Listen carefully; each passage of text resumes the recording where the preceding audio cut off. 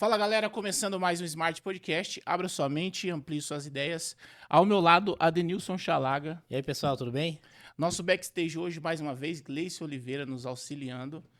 E hoje estamos recebendo ele, que é pastor, escritor, também teólogo, né, exegeta, pastor Diego Melo. Seja muito bem-vindo. Pastor Wallace, Adenilson, Gleice, é uma alegria, é uma honra poder estar com vocês aqui neste dia, para juntos comentarmos alguma coisa que possa edificar, auxiliar e dentro de um diálogo saudável, causar um impacto, quem sabe, na mente de algumas pessoas que estarão nos ouvindo. E antes da gente começar, aquele pedido pra galera, se inscreve no nosso canal, curta nossas entrevistas, nossos bate-papos. Acredito que a gente vai tirar bastante dúvidas aqui relacionadas a esse tema bastante polêmico, né, que a gente vai trabalhar aqui. E é isso aí, bora para as perguntas, porque, galera, fica ligado porque vai ter conteúdo de fogo aqui, hein?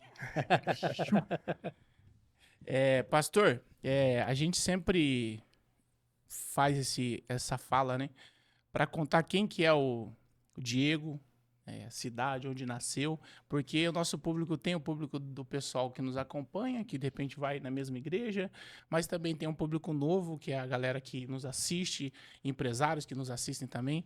Conta um pouquinho de quem é o Diego. Legal.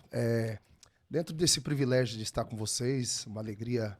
Em outras oportunidades já éramos para estar junto com vocês, com a Smart. E também parabenizar vocês pelo lindo trabalho que vocês estão fazendo, exercendo, abrindo a mente de muitas pessoas também. Algo interessante quando perguntam quem é o Diego. Eu consigo falar dentro de duas versões em uma só. Primeiro, o Diego é homem.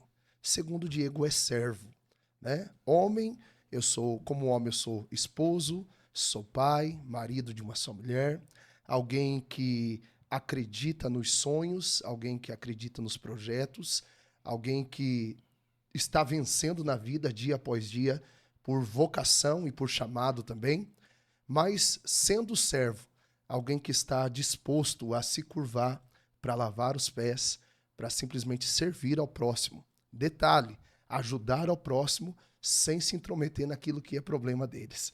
Muitas das vezes, o Diego, ele como homem, acaba tendo as suas paixões, as suas limitações, as suas dificuldades, as suas debilidades, mas como servo, e como Paulo nos ensina escrevendo e dizendo até mesmo nas suas cartas, eu, Paulo, prisioneiro de Cristo, eu, Paulo, escravo de Cristo, então eu sou homem e sou servo do Deus Altíssimo. Top demais. A gente sempre pede essa apresentação, porque às vezes, mas eles já não andam juntos, não conhecem, vê a gente nas redes sociais, mas o nosso público precisa sempre conhecer o nosso convidado e entender que quando a gente fala até o nome, né, a gente coloca aqui pastor, escritor, e a gente coloca realmente aquilo que o senhor se preparou para fazer, para exercer. As pessoas, elas colocam uma camada em volta, elas querem criar um personagem, né? Esse é uma super pessoa, um super homem, mas na verdade já colocou bem aqui, dividindo em duas etapas, né? Apresentando como o servo, Diego Melo, mas também como homem, que também tem as limitações. Acho que isso é muito importante deixar claro, principalmente para as pessoas que acham, o pastor, ele não falha, ele não tem os desejos. Não tem... Gente, a gente é ser humano como todo mundo, mas também estamos com o coração inclinados àquilo que Deus tem para nós e aquilo que é o nosso propósito na Terra, né, Deus? Exatamente, exatamente. E voltando um pouquinho lá pro princípio, né? Hoje eu te conheço há mais ou menos uns 5 anos, por aí. 5 anos, né? O Ala já te conhece aí há um tempo bem mais, digamos assim, mais longo. Até chegar hoje, Pastor Diego, como que foi essa jornada? Como que foi esse caminho? Porque a gente sabe que não é fácil, né? Não é qualquer um que se torna pastor. Eu, pelo menos, penso dessa forma, né?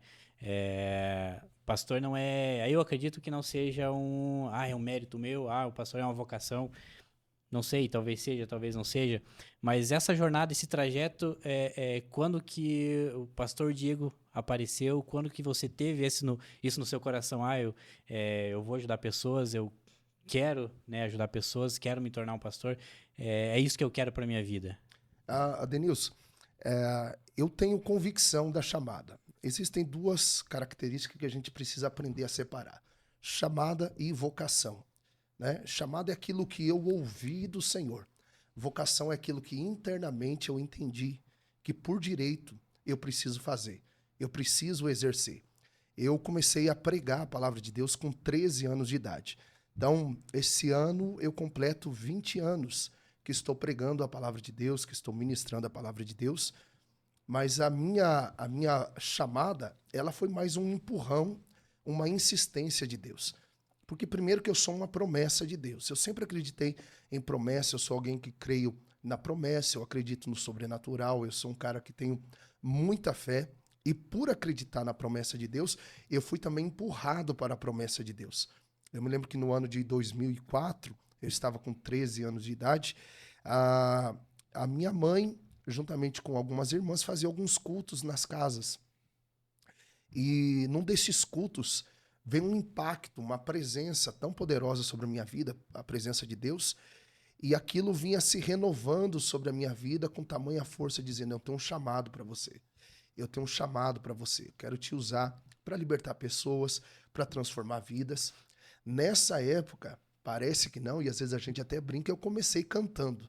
Hoje, o único dom de canto que eu tenho é ficar sentado no canto da igreja, né? Quando não estou pregando. Mas eu comecei cantando, eu comecei com um corim de fogo, eu comecei com um pandeiro na mão, eu comecei nas vigílias, nas consagração. Mas eu me lembro até hoje que numa sexta-feira pela manhã, 9 horas da manhã, tinha uma multidão presente para me ouvir pregando. Minha mãe, minha avó e a pastora Lúcia. Olha que tamanho de multidão. Nesse dia, eu me lembro que eu abri a Bíblia em Tito, capítulo de número 2, falando sobre a graça da salvação. E eu me lembro que eu li os 8 primeiros versículos. Depois de eu terminar de ler, eu mais chorei do que preguei. Porque eu não tinha entendimento. Eu ainda estava tentando entender o que era a revelação bíblica, o que era a iluminação do texto, mas eu abri a minha boca e disse: Espírito Santo, se realmente o Senhor tem uma chamada na minha vida, se o Senhor tem uma vocação para mim, então me usa. E eu me lembro que eu me lancei, e ao me lançar, eu passei a acreditar. Então existem coisas na nossa vida, e principalmente quando se trata do meu chamado e da minha vocação, eu vou ser sincero, com a cara e a coragem eu me lancei. Eu fui o doido da vez, sabe? Porque eu pude peitar algumas situações, não tendo pai cristão dentro de casa. A minha mãe tinha poucos anos de recém-convertida, mas eu acreditei. E por acreditar, Deus me fez. Deus me formou. Eu acho que ninguém se torna pastor apenas. Tem que existir o chamado e tem que existir a vocação. Não é tão simples, né? E falando um pouquinho sobre essa questão de trajetória, né? Era conhecido como o Diego do Pandeiro. Mas ainda tem, né? Essa raiz, eu acho que nunca vai sair da gente. Ainda mais que a gente sempre fala, os pentecostais, né? A gente sempre fala de avivamento, e falando em avivamento, o senhor sempre foi conhecido como um pastor avivalista, né? Em todos os lugares do Brasil que andou, que pregou, que ministrou, sempre com essa... As pessoas identificavam o senhor como pastor avivalista. Como que é isso? Sempre, desde quando se converteu, já foi para o lado do Corim do Fogo? Já foi para essa direção? Ou foi com o tempo? Como que surgiu isso? É porque, assim, ó, a minha primeira experiência foi em igreja pentecostal, né? Eu tive uma grande experiência com o manifestar de Deus, com o poder de Deus. Mesmo eu não sendo cristão, de 7 anos para baixo, eu já tinha visitações. Eu já tinha visitações de anjos. Eu tinha tanto visitações de anjos para o lado bom espiritual, como também para outras áreas, né? Que me causavam espanto, que me causavam muito medo. Então, por já ter essa experiência de visão aberta desde muito cedo, e logo aos 7 anos de idade eu entreguei minha vida a Jesus, mesmo sendo criança, eu entreguei minha vida a Jesus, tive uma experiência extraordinária com mulheres cheias do Espírito Santo, mesmo criança, contemplando, vendo o fogo do Espírito, o fogo da presença de Deus. Aí logo em seguida eu já fui batizado com o Espírito Santo.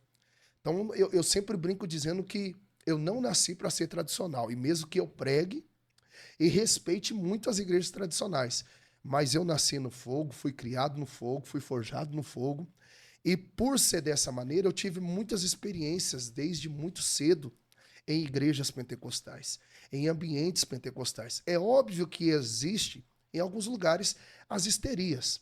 Só que eu me lembro que na minha época, isso eu estou falando de 25 anos atrás, 24 anos atrás, os ambientes que eu pisava, que eu caminhava, que eu andava, eram completamente pentecostais. Eram ambientes que uma senhorinha que só tinha o zagueiro e atacante na boca, olhava para a galera e dizia, vamos cantar para Jesus, irmão. E no cantar para Jesus é, como é gostoso este lugar. E dessa forma ia fluindo. Aí você se sentia obrigado de, opa, já que eu não canto, eu vou ajudar essa irmã, vou levar um pandeiro junto. É ou não é? E aí a gente levava o pandeiro, irmão, na doideira, na loucura. Aí você começa a carregar aquela identidade, você começa a carregar aquela essência, né? Existe uma diferença entre excelência e essência. Então, a nossa essência naquela época era desse jeito. Era consagração de manhã, era tarde da bênção, era culto do círculo de oração, era vigília, e estou falando de vigília de oração, não era vigília de louvorzão. Era 3 horas de joelho dobrado, levantava, cantava 2 hinos congregacional, 3 corinhos, joelho no chão de novo. Então, nossas vigílias na época eram das 10 da noite às 6, 7 horas da manhã. Aí, logo começando a pregar, com 13, 14 anos, nós tínhamos um grupo de Sadraque, Mesaque e Abidinego. Nós até cantava um corinho, né? Que era eu, Roger Vieira, né? Da Assembleia de Deus lá de Pinhais, e o Jurandir, eram os 3. Eu no pandeiro, o outro no tantã, e eu tentando arranhar um cavaquinho, mas não saía nada. Mas ali nós dizia que nós adorava a Deus. Então se reunia às vezes numa garagem, se reunia numa casa, e dessa brincadeira fomos para as vigílias. Aí por que ficou conhecido como Diego do Pandeiro? Porque a gente começou a ir para as vigílias com os pandeiros. Aí a gente ia para os montes da oração com o pandeiro. Aí a gente ia para os ônibus evangelizar, nos biarticulados de Curitiba. Eu me lembro que dia 18 de outubro de 2007, existe uma publicação, na época era Tribuna da Massa que tinha, era uma coisa assim, né? Gazeta do Povo, Tribuna da Massa, onde havia um grupo de meninos com pandeiro que evangelizavam dentro do ônibus. E tá lá a minha carona lá, né? Porque eu era bem magrinho, depois fiquei gordo, depois magrinho de novo. E lá tá a minha carona com o pandeiro na mão, evangelizando dentro dos ônibus. Então a gente tinha muita fome por Deus. Só que eu fui formado dessa forma, no meio pentecostal, no meio do mover espiritual, no meio... eu não posso esconder minha identidade. Foi no meio do fogo mesmo. E uma dúvida, né, em relação a essa trajetória, né? 2007, a galera saía, né, para evangelizar no ônibus, né? Tinha essa experiência. No passar do tempo, essa essência foi se perdendo, porque hoje a gente não vê, eu particularmente não vejo muita notícia, não vejo muitos grupos, né, fazendo esse tipo de ato. Hoje em dia o mais famoso é a Marcha para Jesus, mas também, né, veio perdendo ali a força por diversas polêmicas e tudo mais. Então, o que aconteceu nesse período aí, né? Nessa evolução de tempo mesmo, né? Veja bem, a Bíblia nos diz em Mateus 24, versículo 12, por se multiplicar a iniquidade, o amor de muitos se esfriaria.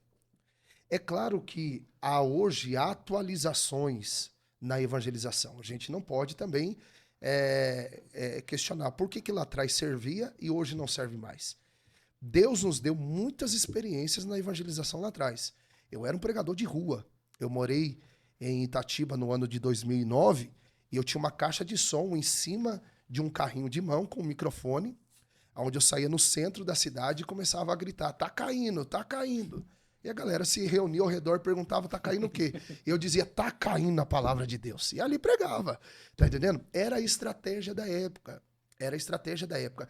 Hoje, até as formas de evangelizar, de alguma forma, se atualizaram. Elas se atualizaram. Eu tive uma experiência dentro desses anos mesmo, de 2006, 2007, onde eu estava pregando aqui na Praça Osório. A gente estava com um grupo de evangelismo pregando na Praça Osório, e eu me lembro até hoje, Adenilson, que eu fui transmitir a palavra para um grupo de meninos que estavam ali, usuários de droga, e eles totalmente revoltados com a nossa presença. Porque o que se espera quando chega um grupo de evangelismo? Qual é a primeira coisa que eles esperam? É comida, é alimento. Só que nós não tínhamos condição de levar um alimento físico, algo que pudesse saciar a fome deles. A única coisa que nós sabia fazer era cantar com violão na mão, pandeiro na mão e pregar.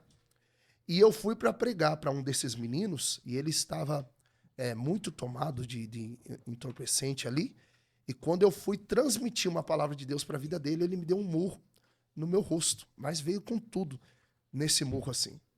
Eu entendi que eu precisava ter essa experiência dentro do campo da evangelização para futuramente eu contar esse testemunho. Quando ele me deu um murro assim, que eu senti o impacto, porque na época as perseguições contra a evangelização também era muito grande, eu olhei para ele assim, sem revidar, obviamente, né? Eu também não ia ser besta de oferecer a face esquerda, né? Não ia dar essa brecha, né? Aí eu falei para ele assim, rapaz, como é que é seu nome? Ele disse assim, o meu nome é Evandro. Eu disse assim, eu falei, obrigado por deixar uma marca em mim. Me faz entender o meu propósito. No ano de 2010, eu já tinha voltado de São Paulo e eu fui pregar numa igreja chamada Vila Krasinski, Assembleia de Deus do Vila Krasinski. Eu tô pregando, eu tinha dito para esse rapaz, né? Eu vou orar pela sua vida. Deus vai mudar a tua história.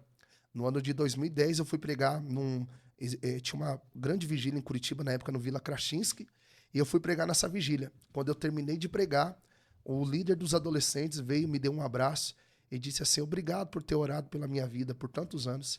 Eu olhei para ele e disse, eu não lembro de ti. Ele falou assim, você lembra que um dia você estava na Praça Osório, no final da 15, evangelizando?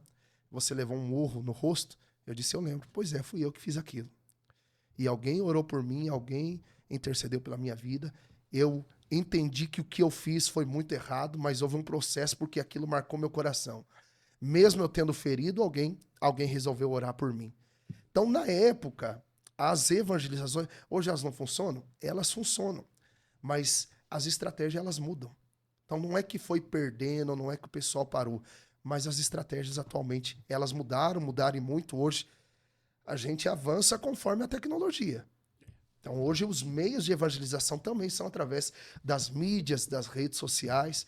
Antigamente, uma entrevista como essa aconteceria e seria publicada numa Veja, numa revista, num jornal. Hoje, a gente está falando para o mundo todo, né, através de uma entrevista como essa na Smart e alcançando muitas vidas que, quem sabe, na época, um jornal ou uma revista não iria alcançar. Teria mais dificuldade, né? E é interessante falar isso porque a igreja, com o passar do tempo, eu acho que também tem a questão da liberdade de se expressar nos lugares públicos. Acho que a igreja também sofreu um pouco de guerra em relação a isso. Porque hoje a gente tem um exemplo, até no Instagram tem um rapaz que ele prega assim na praça, nos lugares. Claro que, de alguma forma, às vezes até exagera um pouco, mas por causa de algumas estratégias mal utilizadas, quem queria fazer um trabalho mais sério, um pouco mais voltado à ação, mesmo que aquele negócio que sempre havia as igrejas, a Kombi do sopão, né? Para entregar para os moradores de rua, isso tinha muito. Então, por causa disso ter acontecido, dessa dificuldade de se expressar nos lugares públicos, de pessoas se incomodarem, acabarem, tá lá um grupo de cristãos lá que estão incomodando o ambiente. Então, algumas pessoas ficaram com receio de fazer esse trabalho nos lugares abertos. Mas ainda tem, se você anda de ônibus, ainda tem pessoa evangelizando, está vendendo um produto, está evangelizando, está fazendo alguma coisa em relação a isso, está evangelizando. Mas, ao longo do tempo, essa questão ela tem sido travada mais por causa disso, da má utilização da oportunidade de se falar do evangelho nos ambientes. Então, até essa estratégia a igreja tem que perceber e usar da melhor forma possível, porque a gente tem celular, a gente tem computador, a gente tem vários meios para poder evangelizar. Agora, o que falta é a vontade um pouco também de expressar isso, usar as redes sociais para fazer isso, porque hoje o meio de comunicação, você não precisa, eu vou pagar para um jornal publicar uma informação minha. Hoje você cria um perfil, você faz isso, você mesmo publica, você consegue selecionar o público que vai receber a tua publicação. Você pode tanto deixar aberto para todo mundo, quanto selecionar um tipo de pessoa, idade, né? Quem vai receber a tua publicação. Então, pensa o leque de oportunidades que nós temos hoje para evangelização. Então, a igreja também tem que ir percebendo isso com o tempo e fazendo da melhor forma possível, né? E se evoluindo também, né? Porque existem igrejas que pararam no tempo? Existe muitas igrejas, na verdade, assim, ó, elas têm a dificuldade da modernização, né? Por exemplo, eu citei num tempo de mesa ontem com um amigo, eu citei para ele até mesmo acerca do jejum, até mesmo sobre viver o novo de Deus. Vamos lá, um exemplo. A blusa que você usava há 10 anos atrás serve você hoje? A roupa que você usava há 10 anos atrás serve você hoje? Aquela camisa que você usava praticamente todo dia, de tão apaixonado, tanto que você amava ela. Por exemplo, eu tinha uma característica em mim, né? Eu tinha um tipo de um terno que, se eu não prendesse ele dentro do meu guarda-roupa, ele saía na minha frente, de tanto que eu usava ele. Hoje eu nem sei o que foi feito com esse terno. A gente precisa se atualizar, é ou não é? Existiam alguns tipos de roupa que eu usava na época, que hoje, depois dos 88 quilos, eu parti para 123 quilos, para hoje estar com 100 quilos novamente, né? Lutando. Então, aquilo que eu vivi lá atrás, hoje já não serve mais. Em alguns aspectos, não serve mais. E algumas igrejas realmente, algumas denominações, realmente elas pararam no tempo. Por quê? Com medo de se atualizar. Muita igreja, às vezes até a gente comenta com o pastor Wallace, com os nossos pastores da igreja, muitas igrejas têm realmente o medo do novo. Por quê? Porque viver no velho é confortável. Entende? Viver na moda antiga é estar dentro de uma zona de conforto. E aí a gente acaba tendo características de uma igreja apática, característica de uma igreja rígida, e quando eu falo de uma igreja rígida, eu não estou falando de usos e costumes, ou porque existem muitas igrejas que têm seus usos e costumes, mas se atualizaram em algumas coisas. Se modernizaram, atualizaram, né, em alguns louvores. Eles mantêm uma tradição e conseguiram modernizar em outras situações. Os que pararam realmente no tempo, cuja sua pergunta, são igrejas que muitas das vezes elas não conseguem mais frutificar, não conseguem avançar. É aquela visão fechada, sabe? Não consegue dar um giro de 180 graus para ver o que está acontecendo ao redor. Alguém me perguntou assim, por que não um 360? Porque um 360 te faz voltar no mesmo lugar. O giro de 180 graus, não. Você consegue ter uma amplitude. Você consegue enxergar lá na frente.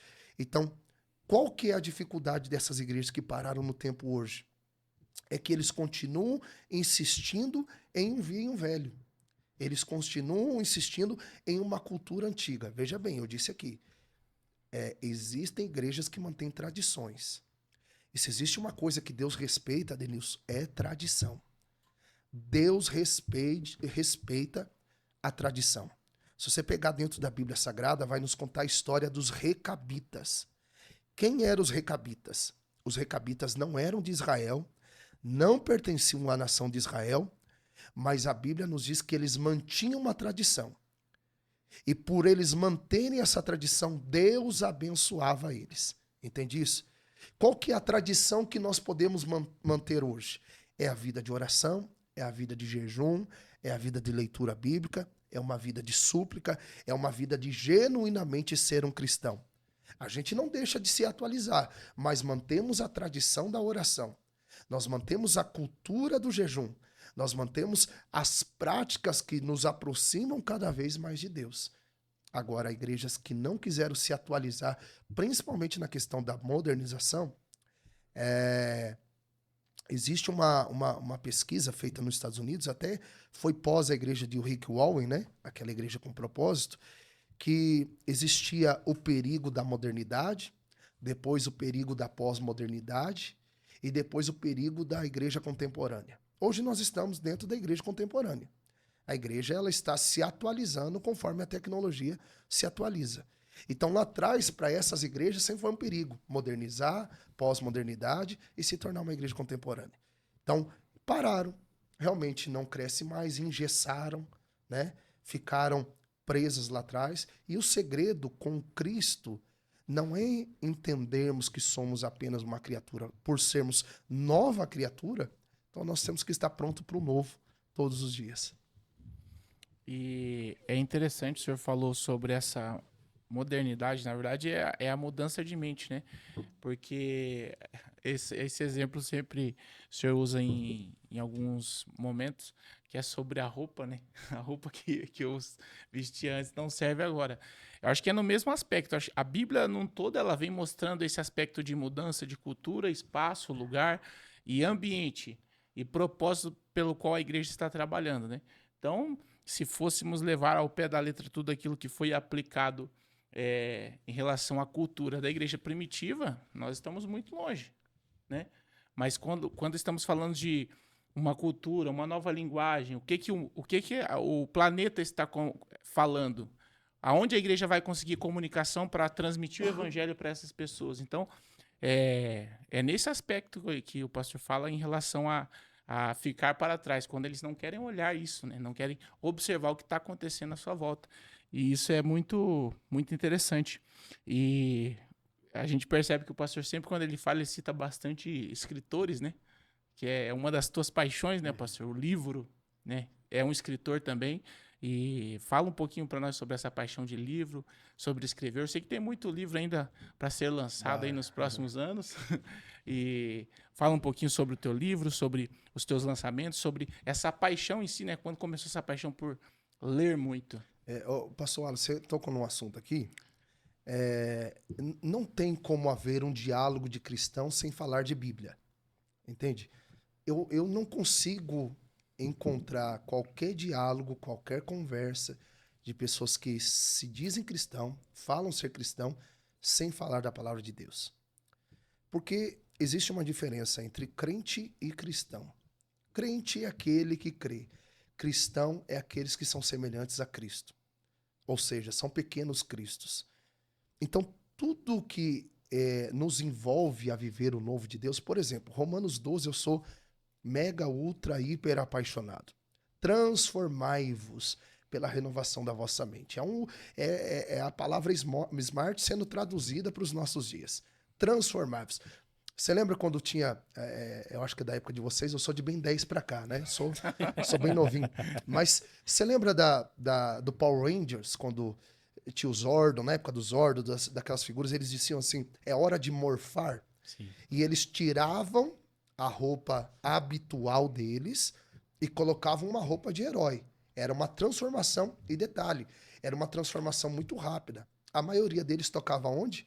Lembra disso? Lembra que eles tocavam na mente, eles tocavam na cabeça deles? Uhum.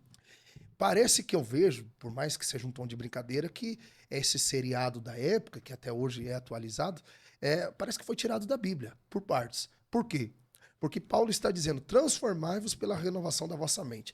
A palavra ali, hora de morfar ou morfar, é o mesmo no hebraico que transformação. O que é esse transformação? É uma palavra grega chamada metanoia, mudança de mente, mudança de hábito. E às vezes os hábitos e a mente, ela não depende dos outros para serem mudadas, elas dependem de mim. Então tem uma frase que eu carrego desde 2009, 2010. Você é o que você lê. Eu carrego essa frase comigo desde 2009, 2010. Você é o que você lê. Por quê?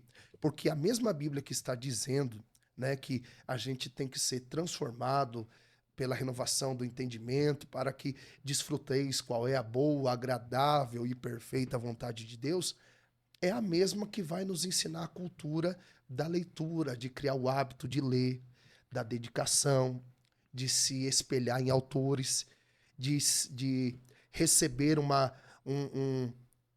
novidade através de algo que você lê. A leitura, ela abre muito a nossa mente. A leitura, ela abre muito nossa mente. Dentro dessa pergunta, eu acompanhei parte da minha infância. A minha mãe lia praticamente todos os dias. Às vezes, dentro de uma semana, ela lia 2, 3 livros. Eu cresci vendo isso dentro de casa. Na época não eram livros cristãos, eram livros de romance, mas logo eu já caí para o campo do gibi. Aí do campo do gibi eu comecei a me apaixonar pelos livros já do ensino fundamental. Aí depois disso já comecei a me apaixonar pela Bíblia. Aí eu me lembro que um dos primeiros livros que eu li, chamado Caçadores de Deus, de Tommy Tender. Eu até indico para as pessoas lerem esse livro.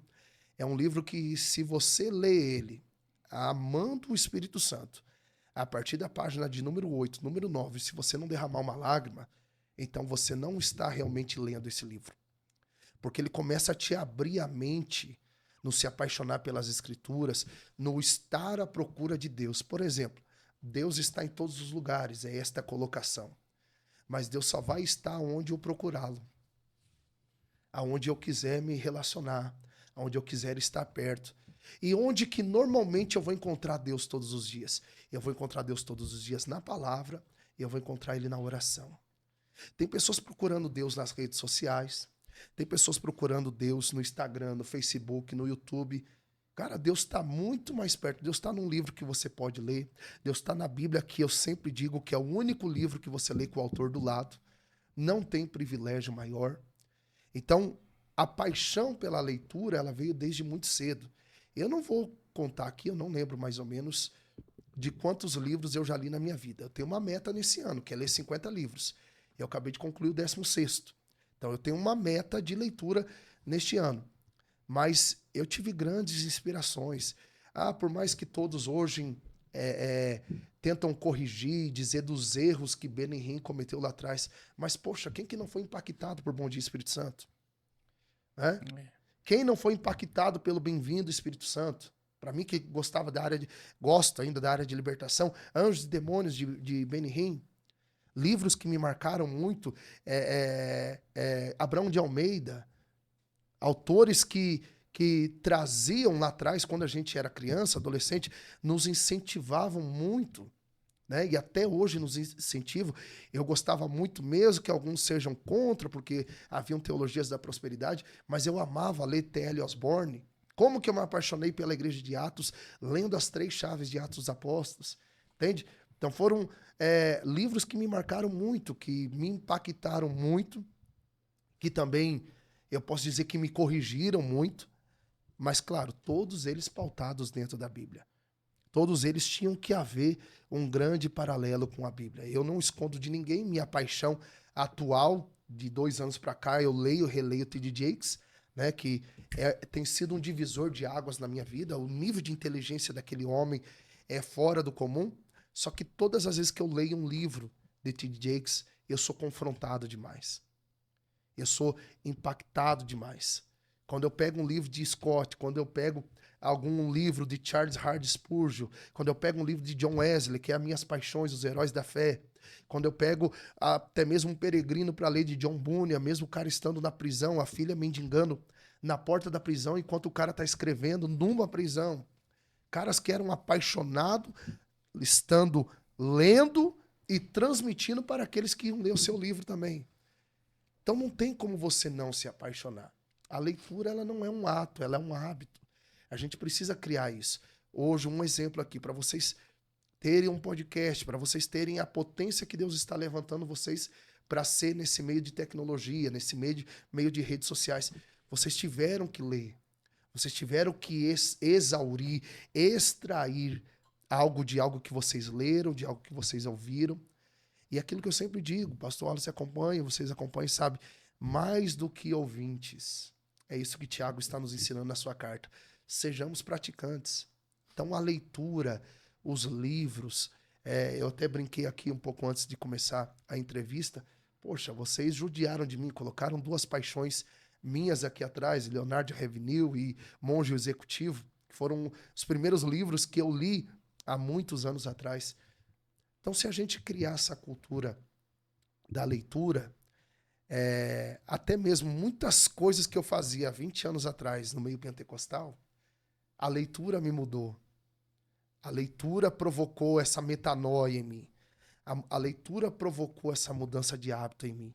E esse é o nosso incentivo para adolescentes, para jovens, que leiam, que estudem, que se apliquem à leitura. Como Paulo disse a Timóteo, se dedica. Quando você se dedica, algo começa a fluir, algo começa a acontecer com maior evidência na sua vida. Isso estrutura, né? Na verdade, estrutura já uma linha de pensamento que você já tem, que é essa questão assim, a gente é confrontado pela Bíblia, né? A gente lê e é confrontado. Mas aí quando a gente tenta procurar o que outros homens escreveram depois que tiveram relacionamento com a palavra.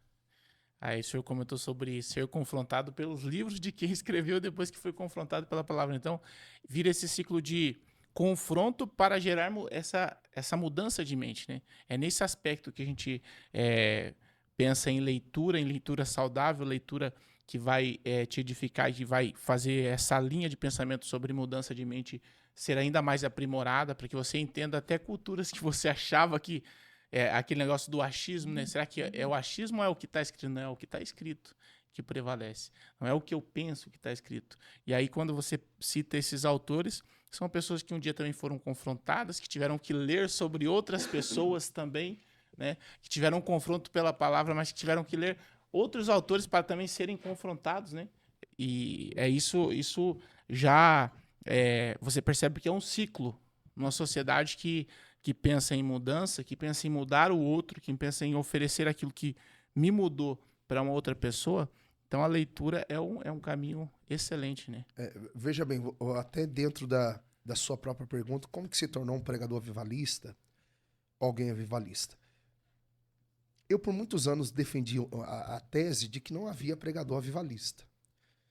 Eu acreditava que é a igreja que ora para ela ser avivada.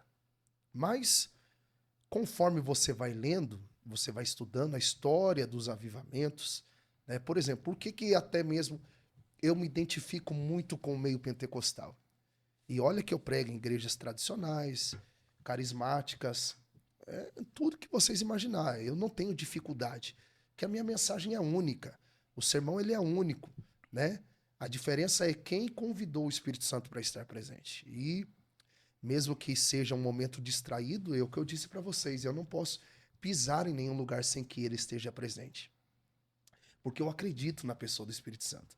Eu acredito. Então, por ser um defensor, o Espírito Santo não precisa ser defendido.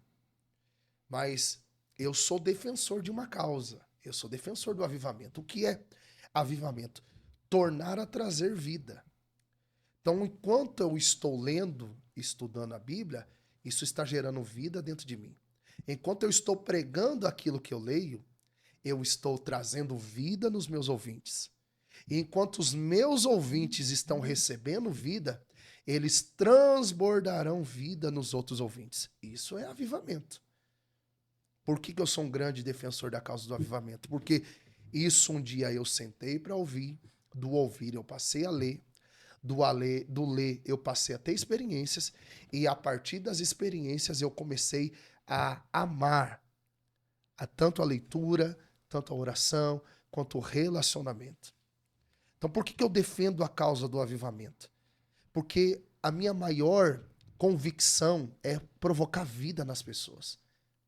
É fazer elas acreditarem que existe uma nova oportunidade, existe uma nova chance, existe algo novo de Deus. Vamos lá, vamos citar algo aqui. Eu disse que em um ambiente de cristãos não tem como não ter um diálogo sem que a Bíblia seja comentada.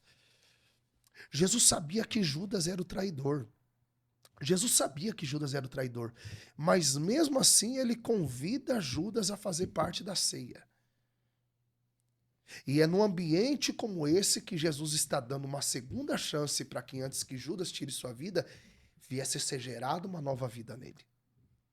Veja que o Deus que nós servimos, o Deus que nós acreditamos, e quando nós mantemos o hábito da leitura, da oração, do relacionamento com ele, nos faz entender que todos os dias, assim como um Judas que vive traindo a Deus, desculpe minha verdade aqui, mas a gente sempre trai Deus.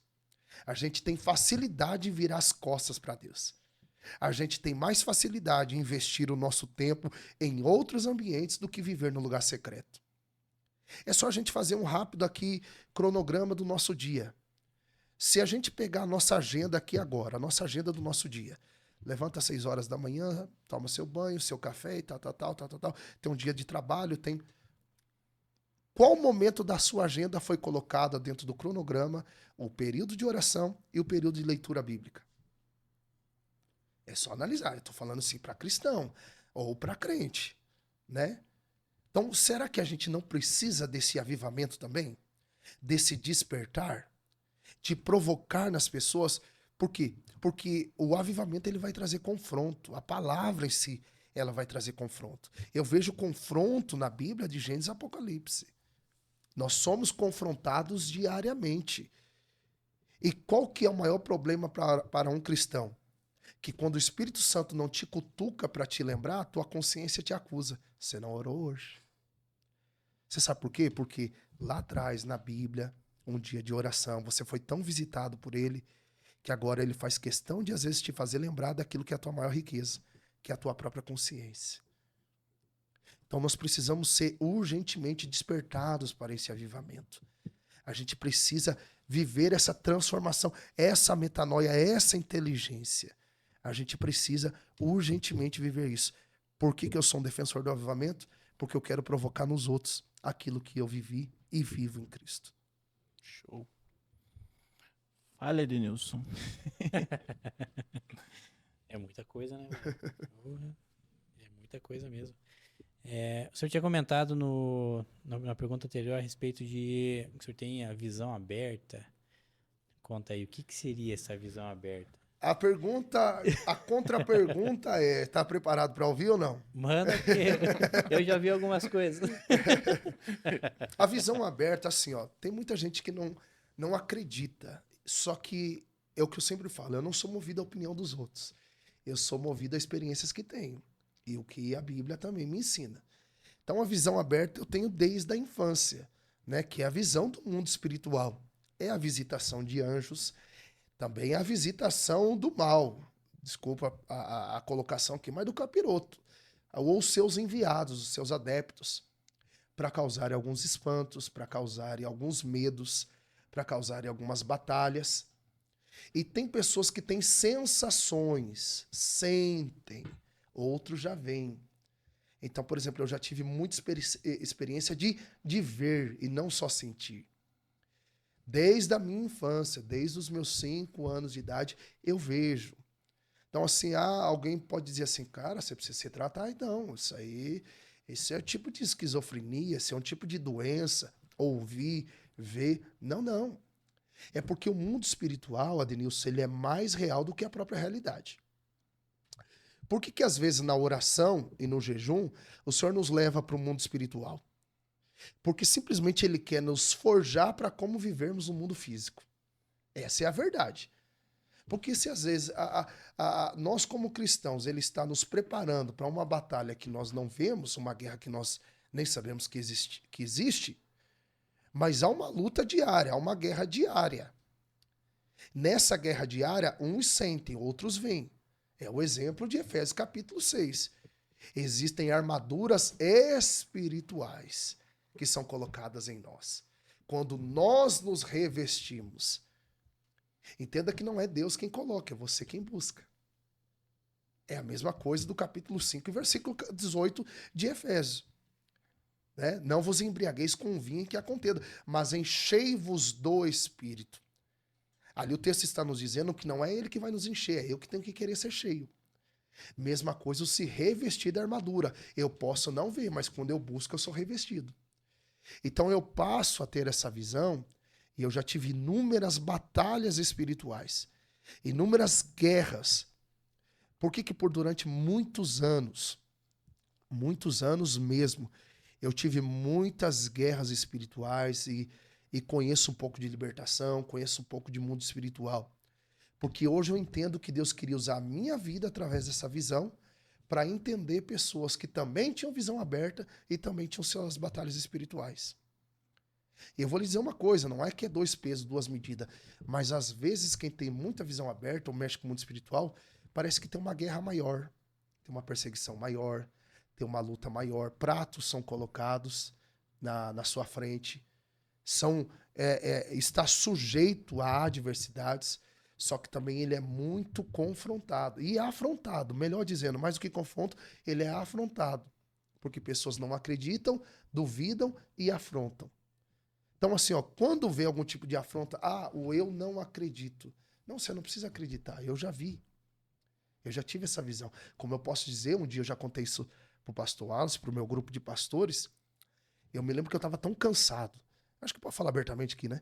Tava tão cansado de ver demônio, de ver espíritos malignos, que eu disse, olha, eu cansei disso aí. Que é onde eu vou, eu vejo o cão, eu vejo manifestar demônio, eu vejo... Eu tava na fila do mercado, tinha que expulsar demônio. Eu tava dentro do ônibus, espírito de suicídio dentro do ônibus, a pessoa se manifestar na minha frente. Falei, Senhor, eu quero voltar a ter experiências do céu, mais do céu do que do inferno. E aí eu tava de joelhos dobrados dentro do meu quarto. E disse assim, ó, eu quero ter uma experiência, Senhor. A única visão que eu quero ter é da tua glória e me sentir nos seus braços. Ah, meu amigo, aquilo foi muito forte demais. O meu quarto só tinha 3 paredes, a quarta era uma cortina. Eu simplesmente disse assim, Espírito Santo, eu quero ter mais do que uma visão. Eu quero que tu me pegue no colo. Isso foi por volta de umas 2h20, 2h30 da manhã. Aquela cortina toda se abriu. Parece que ele veio em forma física. Aquela cortina se abriu. Ele me pegou por debaixo dos meus braços. Pegou por uma das mãos. Obviamente que o espírito não tem corpo, mas me pegou por uma das pernas, outra pelas minhas costas e me tomou no seu colo. Uma fração que podia ser de segundos no mundo físico, no mundo espiritual, para mim parecia ser de muitos dias e anos.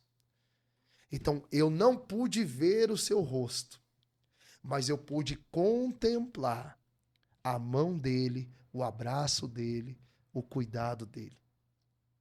Então, eu não vou dizer para você que eu vejo o rosto do Espírito Santo, porque eu não consigo ver, mas eu sei quando ele está presente. A visão aberta me faz entender quando o perfume dele chega, quando a presença dele chega. Sabe, é tão interessante isso, que acho que pode contar algumas experiências aqui, né? Uma experiência que marcou muito minha vida. O pastor Wallace vai lembrar disso.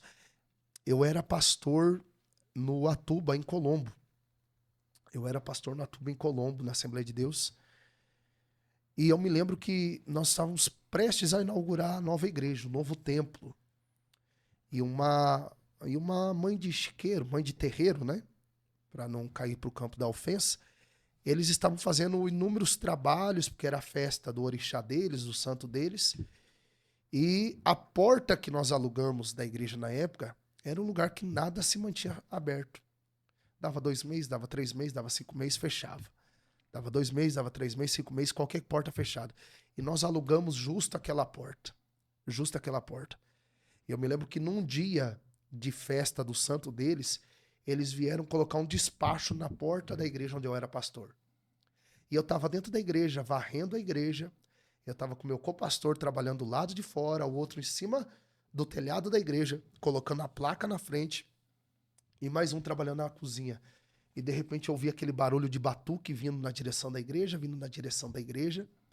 e aquela mãe de santo, junto com os seus dois servos, né, dentro do terreiro é chamado de cavalo, vieram junto com ela, e quando ela foi colocar o despacho no chão ali, na porta da igreja, que ela foi bater o cigarro, o charuto, né?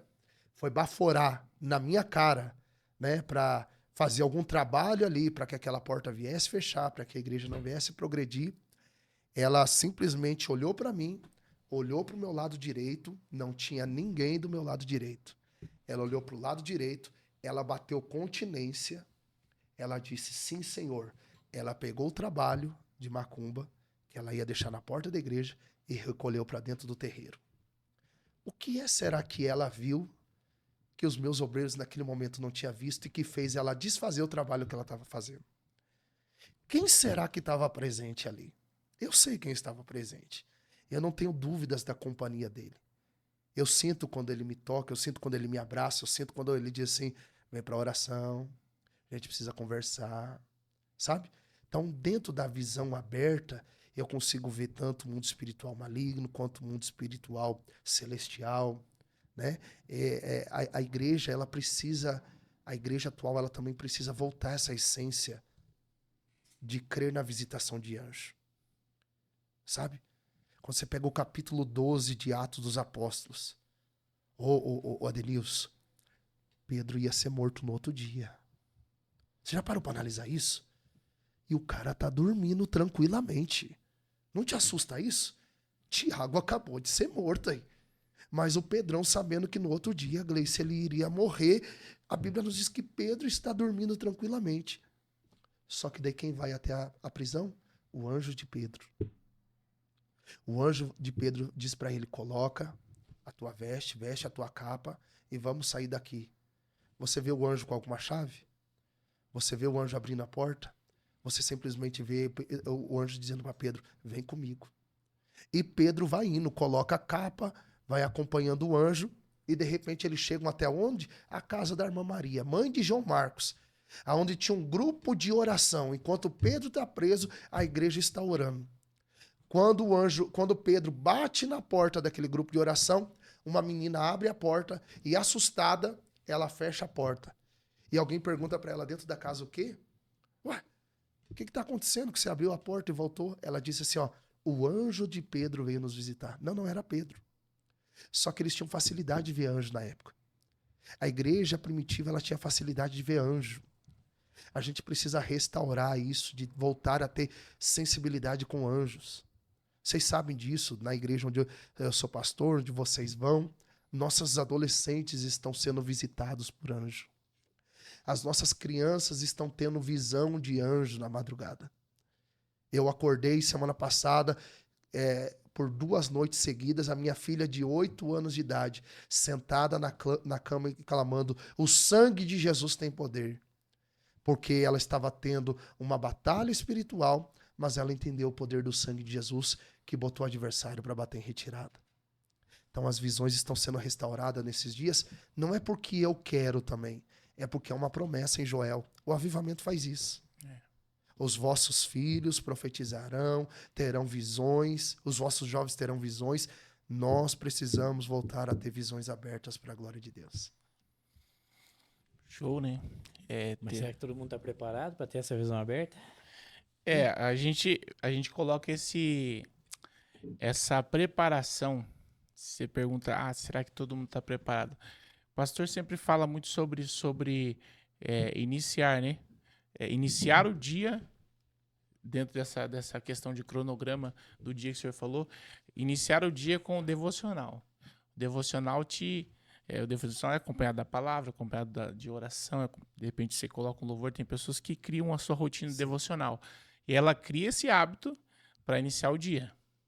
Então, ao decorrer do dia, até as coisas que acontecem com ela, geralmente a pessoa que fala, eu começo a ver as coisas. Se o teu entendimento no iniciar do teu dia já se inicia com uma revelação da palavra, um entendimento da palavra, a tua percepção sobre o mundo espiritual e o que está acontecendo à sua volta, ela vai ficando mais aguçada, mais sensível. Então, eu acho que essa preparação ela tem que estar atrelada ao que você propõe para o seu dia. E aí, quando isso vira uma rotina, quando isso vira uma cultura da sua vida diária, um estilo de vida, aí você vai ganhando esse preparo, né? Agora, se do nada a pessoa fala, será que eu estou preparado? Claro que são muitas questões aqui, a gente ficaria, acho que, 10 episódios de podcast só para falar sobre essa questão do mundo espiritual, visão aberta, mas, assim, de dica rápida para alguém comece o seu dia com um devocional, comece o seu dia se entregando à palavra, se entregando a direcionar o seu dia. Senhor, o que vai acontecer no meu dia? Mais do que visão espiritual, ter uma visão da Bíblia. Da Bíblia. Se a pessoa... eu quero ter uma experiência com Deus, mas se ela não abre a Bíblia dela, como é que ela vai ter experiência?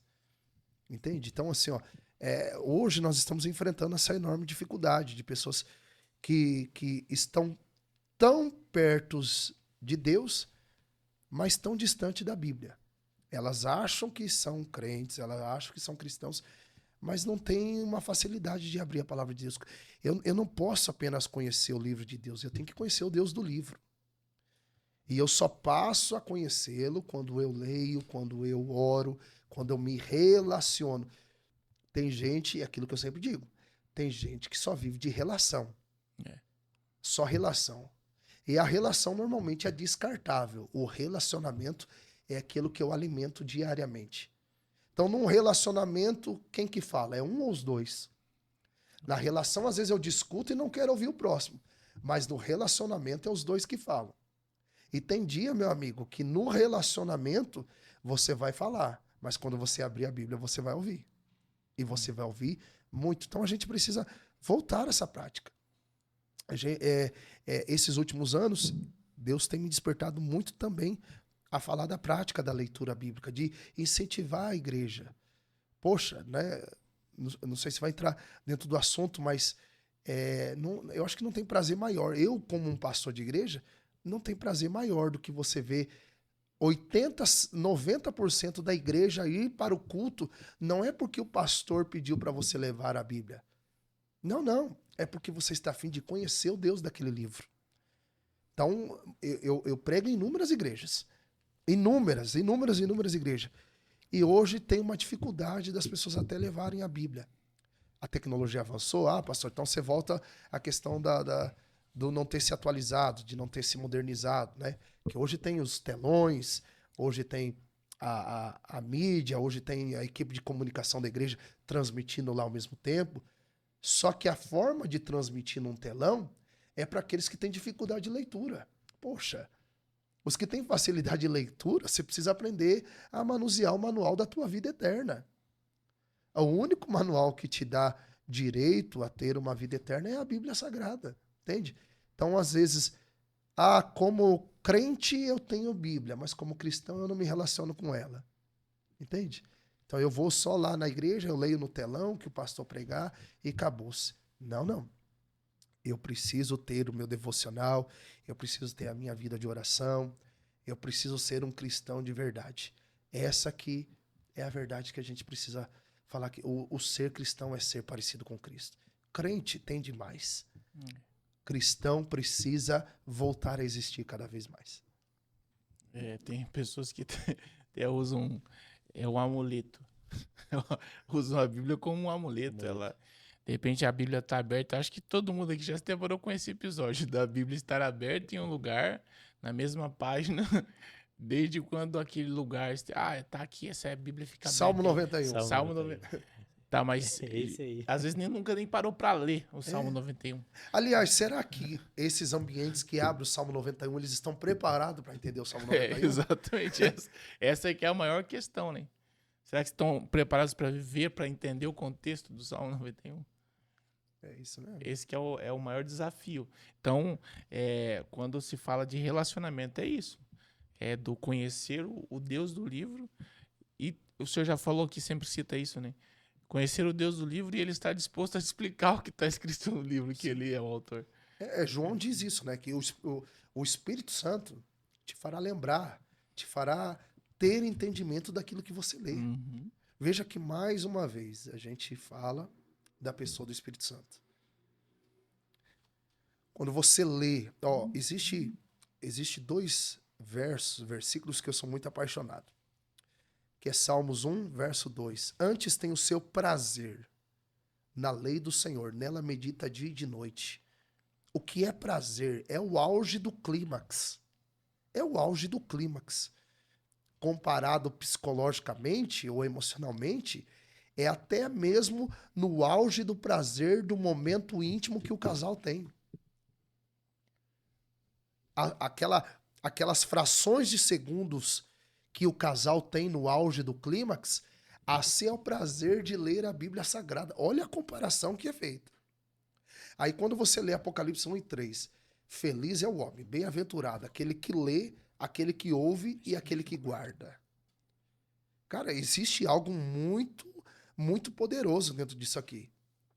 Porque o texto está nos dizendo que feliz será. Não existe hoje outro meio de buscar felicidade se não for através da palavra de Deus. Pastor, mas se eu estou te assistindo, eu não sou cristão, mas algum vazio existe, que ainda não foi preenchido. Há uma ausência de felicidade que só vai ser preenchida quando você ler, meditar e pensar no que diz as Escrituras. Porque às vezes eu quero ir a um culto em um lugar onde tenha profeta que me revele, mas às vezes a maior resposta para a tua vida está na Bíblia Sagrada. E naquele momento, quando você abre a tua Bíblia, acontece às vezes na minha mesa de discipulado. Pastor, eu não entendi isso aqui, mas depois que eu fiz o discipulado, eu aprendi que quando eu convido o Espírito Santo a ler comigo, Eu tô lendo e já começo a ter entendimento e do nada eu já tenho vontade de pular em outro livro e já ligar um versículo no outro. Eu disse, esse é o Espírito Santo que faz. Isso é avivamento. Isso é um avivamento que está sendo causado, está sendo tirado de dentro de você. Havia algo dentro de você que precisava vir para fora. A gente acabou de falar sobre isso.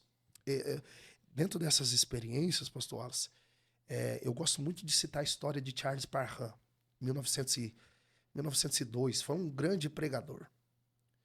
A igreja em si, depois da reforma, ela ainda se tornou muito cessacionista, né? Os dons cessaram, as manifestações do Espírito Santo cessaram. Mas Charles Parham, certo dia, estava com seu grupo de discipulado, de estudo bíblico, e eles chegaram em Atos capítulo de número 2. O texto que os pentecostais conhecem de decor e salteado. E eles estão fazendo uma pergunta ali para dentro do texto. Espírito Santo, o Senhor é também para os nossos dias ou só para os dias da igreja primitiva? Não me lembro o nome ao certo da mulher que ouviu aquilo que Charles Parham falou e ela foi para casa e ela também fez a mesma oração. Espírito Santo, o Senhor é para apenas aqueles dias ou para os nossos dias também? Ela teve uma visitação tão forte que foi batizada com o Espírito Santo. A história nos diz que em 1 dia e meio ela leu a Bíblia toda, orando em línguas. Sabe o que é interessante? Um dos discípulos de Charles Parham, um afro-americano, ex-escravo, chamado William Seymour, começa um núcleo de oração na rua Bonnie Bray, em Los Angeles. E não suportando mais o quanto aquela casa estava lotada por causa da oração, porque eles estão se relacionando tanto com o Espírito Santo, tanto com Deus, que eles mudam para quase 400 metros dali para uma rua chamada Azusa. E eles estão buscando aquilo que Charles Parham ensinou e que a mulher recebeu. Eles estão tanto lendo a Bíblia. E detalhe, o William Seymour não tinha teologia nenhuma. Não tinha muitos estudos. Mas eles liam tanto o Novo Testamento que eles diziam: o Espírito Santo é só para a igreja primitiva ou para os nossos dias também? E aí a história vai nos dizer que uma menina de 7 anos de idade, 6, 7 anos de idade, ela está dentro do ambiente de oração. O William Seymour, um negro de quase 2 metros de altura, está com a cabeça dentro de uma caixa de madeira, chamando pelo Espírito Santo, invocando o Espírito Santo. E uma menina de 7 anos começa a falar em 6 idiomas sem nunca ter estudado nenhum outro tipo de língua. Assenta-se atrás de um órgão e começa a tocar aquele órgão como se fosse uma grande pianista, uma grande organista. Ela se levanta dali, uma menina batizada com o Espírito Santo, logo em seguida, a esposa de William Seymour batizado. Frank Bartleman está vendo o que o Espírito Santo está fazendo na rua Azusa e começa a viajar levando a mensagem do avivamento. Bíblia na mão, joelho no chão e um coração incendiado. O coração está tão incendiado, Adnilson, que ele vai para Chicago e um grande avivamento acontece em Chicago, nos anos de 1909 a 1910. E é tão interessante, às vezes até a gente é questionado, por que será que começou esses grandes avivamentos com homens que oravam, mas com mulheres batizadas com o Espírito Santo? Já parou para analisar isso? Os homens oravam e as mulheres eram batizadas com o Espírito Santo. 2 missionários suecos estavam no avivamento de Chicago, que era algo ligado à rua Azusa, e são, por profecias, conduzidos até Belém do Pará, no Brasil. Quando eles chegam, eles só sabiam pregar 4 coisas: Jesus salva, Jesus cura, Jesus batiza e breve voltará. Pregando dentro de uma igreja tradicional, batista, cessacionista, que não acreditava nos dons, uma mulher ouve o que eles estão pregando e faz uma pergunta: Espírito Santo, o Senhor é só para os dias da igreja primitiva ou para os nossos dias também? Seu nome, Celina de Albuquerque, começa a orar em línguas às 10 da noite e termina aos 10 do outro dia. 24 horas. Alguém que passa a ter uma experiência tamanha com o livro de Deus, mas começa a conhecer o Deus do livro também. Então a gente precisa provocar isso nas pessoas. esse avivamento que está ligado à leitura, à oração, a jejum, a um coração incendiado. É sobre isso. Show. Interessante, hein? E Muita coisa. é bastante conteúdo. Igual eu falei, se for para nós pegarmos um leque de cada, um bloco de cada conteúdo, vira uma série, né? Vira uma série. E o senhor até falou um negócio ali pra gente até puxar esse link para o nosso público, né? Sobre, talvez eu não sou um cristão, mas achei interessante isso. É que o manual, a Bíblia, o manual de vida, ele te conecta em várias áreas, até daquilo que você faz. Dá até para lançar um desafio. Mas eu não vou ler, eu não gosto de ler. Pega, lê uma página, não precisa, uma página. Se você não tiver vontade de ler a outra, aí você pega e você joga fora. Mas eu te garanto, você vai ler o primeiro capítulo, o primeiro versículo e vai sentir vontade de ler o próximo. Ler o próximo. Quando você pensa que não, você leu a Bíblia inteira. Esse é o desafio. Ele vai te conectar. Você que nunca leu, nunca viu. Porque assim, questão de ver, né? Você entra no YouTube, tem pregador. Você entra na internet, tem alguém que posta um versículo lá da Bíblia. Mas não é a mesma coisa. Pega o livro e leia. Se não te despertar um interesse, se não te despertar uma vontade de continuar lendo, aí tem coisa errada. É o que eu falo, ela te conecta. Ela te conecta se você quer saber sobre empreender, se quer saber sobre medicina, se quer saber sobre qualquer área da vida. Tudo ali dentro. O manual, a Bíblia vai te conectar a isso e você vai talvez entender um pouco mais sobre o teu propósito. Porque a gente sempre fala que não é sobre aquilo que eu exerço profissionalmente. A gente sempre faz essa pergunta, fizemos essa pergunta para psicólogos aqui nessa mesa, mas por que você faz? Qual que é o propósito? Esse propósito está ligado às outras pessoas? Porque é isso que te faz sair de casa, né? A gente perguntou um dia para a psicóloga, por que você vai falar? O prazer de eu sair de casa e saber que eu vou poder mudar a vida de alguém. Agora, você imagina isso estar atrelado a você ter entendimento daquilo que Deus quer com você no ambiente que Ele te colocou. O quanto você vai potencializar o seu propósito, aquilo que você tem feito para o reino dele. Talvez você já está fazendo pelo reino sem entender o reino de fato ainda. Mas pega esse desafio que o Xalaga lançou aqui e eu tenho certeza que você não vai se arrepender e vai virar um estilo de vida para você e você vai se recolocar no teu propósito, se você está perdido, se você está pensando, o que eu vou fazer da minha vida? Será que eu nasci só para fazer isso? Não. Liga isso ao seu propósito de vida e as pessoas que você pode conectar através daquilo que você faz. Eu acho que eu poderia abrir publicamente algo que eu só faço na mesa de discipulado. Por que alguns novos na fé que caminham comigo já leram a Bíblia toda em menos de um ano? Porque isso é algo que tem que ser inculcado, enraizado no coração e na mente das pessoas. Qual é o maior antídoto contra o pecado? É a palavra de Deus. Salmo 119, verso 11. Guardei a tua palavra no meu coração para não pecar contra ti. E aí o Adenilson falou aqui algo muito interessante. Lê um capítulo, tá? Se o outro não foi interessante, mas existe... Isso é eu não vou dizer que eu aprendi com alguém. Isso é um método que para mim deu certo e para minha equipe de discipulado deu muito certo. Como é que eu faço para ler a Bíblia toda em um ano? Né? Como é que eu faço para ler a Bíblia toda em um ano? Interessante, nós temos pessoas que às vezes estão há 30, 40 anos na igreja e nunca leram a Bíblia toda. É algo dificultoso. Eu tenho uma tia minha, que ela é da presbiteriana, e ela tem 38 anos de fé. E desde o dia que ela se converteu, ela fez um voto com o Senhor. Eu vou ler a Bíblia uma vez por ano, toda. Ela leu já 38 vezes a Bíblia. Eu tive um grande mestre, um grande pastor. O apelido dele era Cabeça de Bíblia. Pastor Orlando Michel. Pastor Orlando Michel, por pregação, ele citava cerca de 400 versículos de decor. E antes dele morrer, eu tive a oportunidade de estar com ele uns 2 anos antes, e ele dizia assim, meu filho, sabe qual seria uma das minhas decepções? É não cumprir a minha meta de quantas vezes eu li a Bíblia toda. Eu disse, pastor, e qual é a sua meta de ter lido a Bíblia toda? Ele disse, não, eu queria ler 300 vezes a Bíblia toda. Eu disse, o senhor já leu quantas vezes? Ele disse, não, só 278 vezes. Falta pouco. Eu disse, falta pouco, pastor. Falta pouco para o senhor ler ela toda.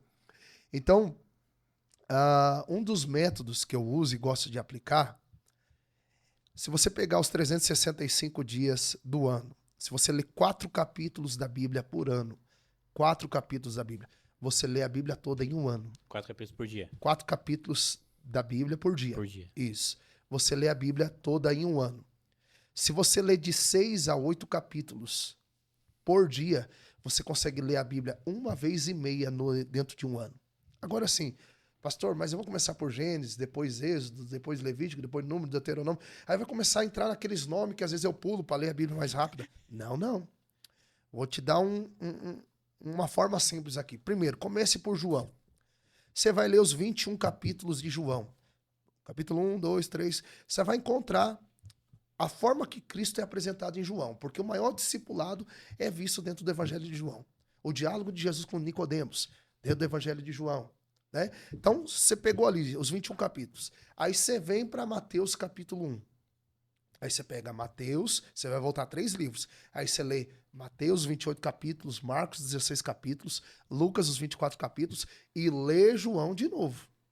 2 vezes? 2 vezes, porque daí você vai entender por que Mateus está apresentando Cristo de uma forma, Marcos está apresentando de outra forma, Lucas de outra forma, e João só apresenta Cristo como Deus. Aí de Atos você lê até Apocalipse. Depois que você leu todo o Novo Testamento, aí você vem para Gênesis até Malaquias. Então eu sempre incentivo as pessoas a começarem pelo Novo Testamento, porque já que é sombra, né, e é o cumprimento do Antigo, então simplesmente coloque isso em prática. Faça isso. Eu tenho meninos da nossa igreja, o Flavinho é um exemplo disso, o Dani, meu filho na fé, que em 3 meses os caras já tinham lido todo o Novo Testamento. Tá entendendo? E quando chegarem livros que as pessoas dizem, eu tenho medo de Apocalipse, os caras, meu Deus, pastor, tô apaixonado por Apocalipse. Né? O que causava temor nos outros é prazer para eles. Tem menos de 1 ano de fé. Então, a gente precisa voltar a essa prática também do incentivo, porque tem gente que fica muito ali no... qual é o meu devocional de hoje? Lê um versículo, faz uma oraçãozinha, um crente Deus Pai e vai pro trabalho. Não. A prática da leitura, ela também tem que ser com oração. O que é oração? Oração é diálogo. Então eu estou lendo, orando e dialogando com o autor do livro ao mesmo tempo. Veja que em tudo ele está presente, ele está conectado. Então é um método simples, mas que pode ajudar muita gente. E hoje é dia 25 de junho, daqui para 25 de junho de 2026, eu acredito que alguém já vai ter lido a Bíblia toda e vai contar esse testemunho aí. 2025. 2025. É. 2025 Olha, tá dando Já um tô ano no a mais, próximo né? ano. Já 2 tô dando anos, hora a né? mais. E vamos falar em tempo. Quanto tempo leva para você ler 4 versículos, né? 4 capítulos? Não, digamos assim, tempo de leitura só, Sim. mas leitura e oração. Quanto tempo a pessoa vai levar para fazer isso daí? Tudo depende do hábito que ela tem. Mais uma média. Por exemplo, para você, o que vale um tempo de oração? Quanto tempo que vale a minha oração? É uma pergunta que eu tô fazendo. Quanto que vale para vocês? A oração ela é válida 1 hora, 2 horas, 3 horas? Oração nunca se é medida pelo tanto de tempo que eu oro. Oração se é medida pelo tanto de tempo que eu não quero sair da presença de Deus. Então nunca vai ser sobre 1 hora, 2 horas, 3 horas, 4 horas. Sempre vai ser sobre o tempo que eu não quero sair da presença dele. Porque na nossa mentalidade religiosa, muitas das vezes a oração só é válida de joelhos. Mas sendo que eu posso estar conectado com a palavra e com a oração 24 horas. Entende? Então, quando eu abro meus olhos com o sentimento de gratidão a Deus, obrigado por mais um dia, eu já comecei prestando um culto ao Senhor de oração. Eu já comecei orando. Eu tiro um tempo de meditação. Eu pego um capítulo da Bíblia ali. Esses dias eu fiquei umas 2 semanas preso no 1º e 2º livro de Samuel. 1º e 2º livro de Samuel. 1º e 2º livro de Samuel. Falei, Senhor, o que o Senhor quer que eu aprenda com esses textos aqui? Aí Deus veio falando comigo que naquele tempo, dentro desses 2 livros, o Senhor queria me ensinar só sobre liderança dentro dos 2 livros.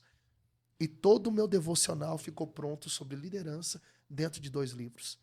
Tirava 1 hora de leitura, um tempo ali no secreto de mais 1 hora de oração, 1h30, e sempre vinha algo por detrás da letra. Sempre vinha algo por detrás da escritura. Só que assim, ó, nós não podemos medir o tempo de oração pelo quanto que eu fico a sós no secreto. Eu contei domingo na igreja, eu tive uma experiência sábado.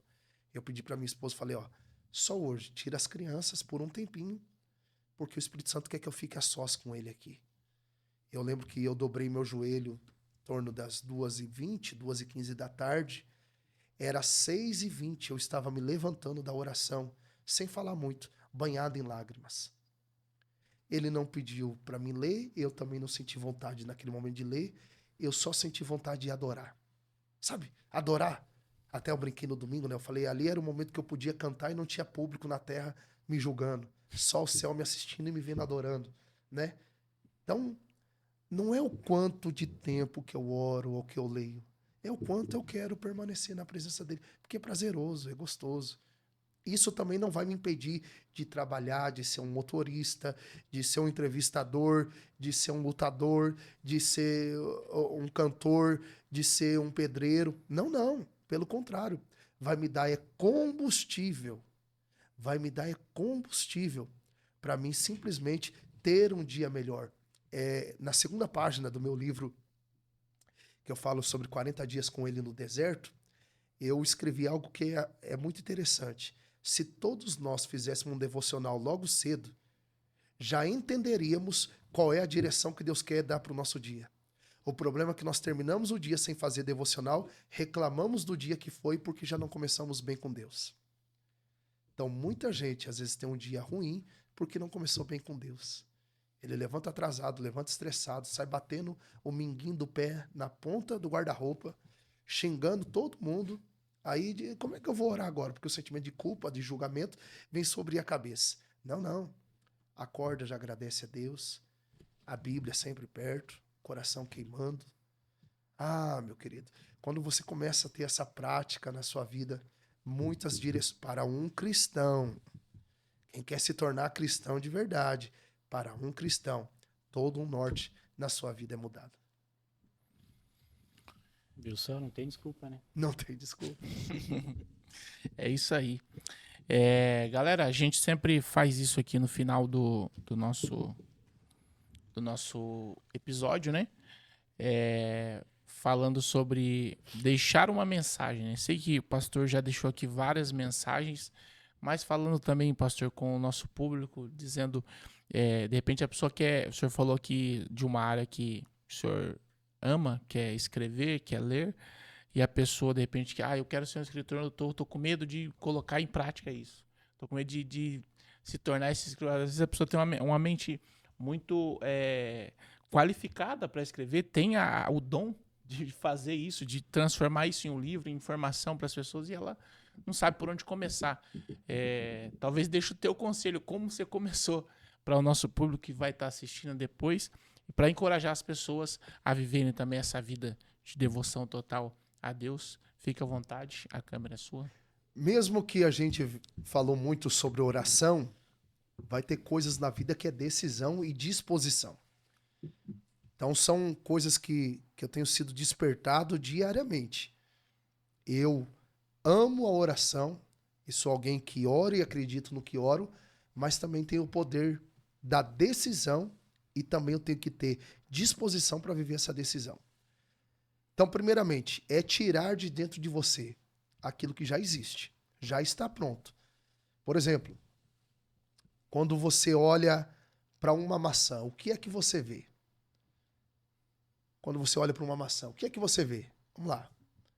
Vejo o fruto, a cor, Só que você precisa entender que dentro dessa maçã, mais do que um sabor ou um gosto, existe uma floresta de maçãs.